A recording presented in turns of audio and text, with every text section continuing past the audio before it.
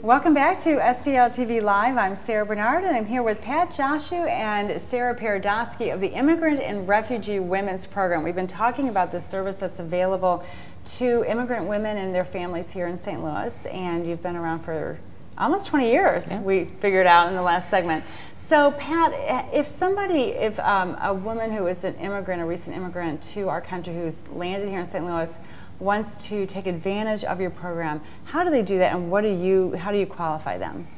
All they would need to do is call us or have a family member or a friend call us or send us an email, whichever works for them, and we'll just have a conversation with them over the phone, get some core information about what they want to do, okay, and kind of what their goal is, so that we can assess their needs. Okay.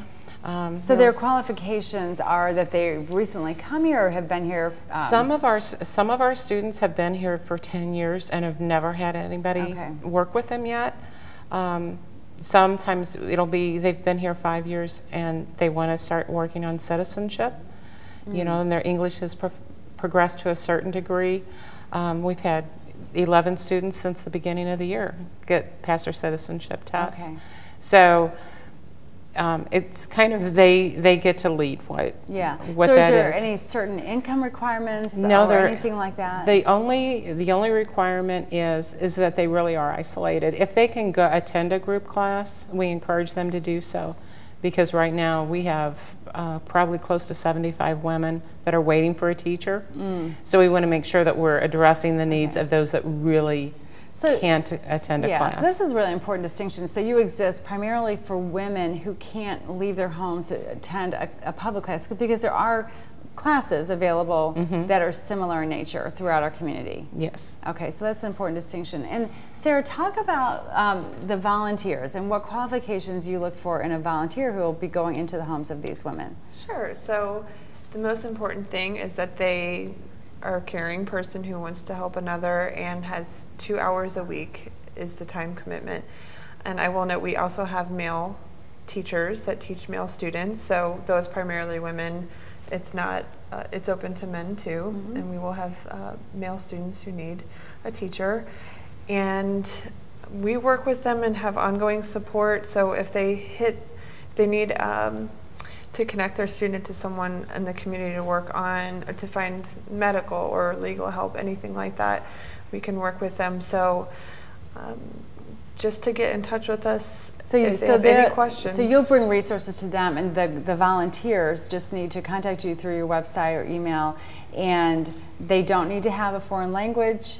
They just need to have 2 hours a week and be interested in helping. And they can be any age, college enough, is that right? Yeah, and I think the big thing is for them to know, we can let them know who we have that may be very close to them and available, and then they are a part of that process as far as getting to make sure that they have a really good personal connection with their student, because that's so important. Yeah, and I'm sure they've formed some lasting friendships. Absolutely. Definitely, all the time. Yeah, so Sarah, tell us about some of your events. You've got some fundraising events coming up this fall. Yes, we do. So first of all, we will be at Festival of Nations. That's not our event, but we are there every year, and so we'll be there all weekend.